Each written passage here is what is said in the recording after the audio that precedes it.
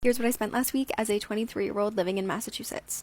So Sunday of last week was my second to last day in Atlanta, so I kind of went hard that day. I started the day off going to Waffle House with this girl I met there, and that was $15.85. That was my first Waffle House experience, and I mean, it was good, but I feel like people really hype up Waffle House. Then after that, we went to the World of Coca-Cola, which was $21.78. That was really cool, I have to say. It was really fun.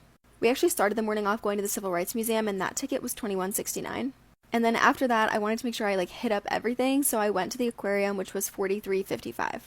On Saturday, I went out to this rooftop bar with some girls I met in the city, which was really fun, and the bill for that hit on Sunday, so that was $23.67. That was for one drink. It was a really expensive place, but it was actually really good, and it was just such a fun night. And then I paid for parking at the bar, and that was $12.45. Then I paid to check my bags ahead of time for my flight on Monday, which was $70. Then on Monday, I paid for a taxi to the airport, which was $68.31 including tip. The airport's only 15 minutes away, but the Ubers and the taxi rides to the airport get so expensive. I felt like that was kind of a lot. Although I will say it was cheaper than my ride to the airport at home. The one at home was almost $100. Then I paid $50 for a therapy appointment that I had the previous week. And then I got Starbucks at the airport, and that was $7.41. I feel like in a lot of these videos I mention going to Starbucks, and I don't know what it is, but it's that one self-care thing that I do. When I'm having a bad day and I need to go for a drive, I go to Starbucks. I also live in the middle of nowhere, so there's nothing to do around here, and Starbucks is pretty much the only adventure I can go on. And so when I'm out and about and stuff, Starbucks is kind of just a comfort thing, I guess, but I notice I definitely spend a lot on Starbucks.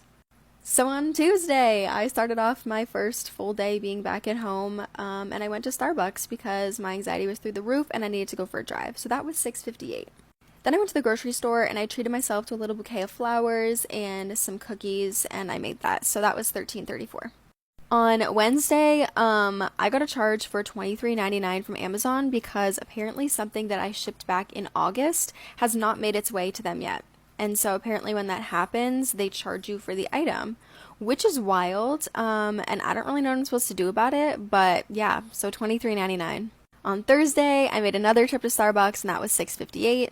On Friday, I spent nothing, thank God. And on Saturday, I spent $13.78 on some deodorant. So that makes for a grand total of $398.98. Honestly, looking at the numbers, I expected it to add up to more, but thank God it didn't, because this was a pretty spendy week.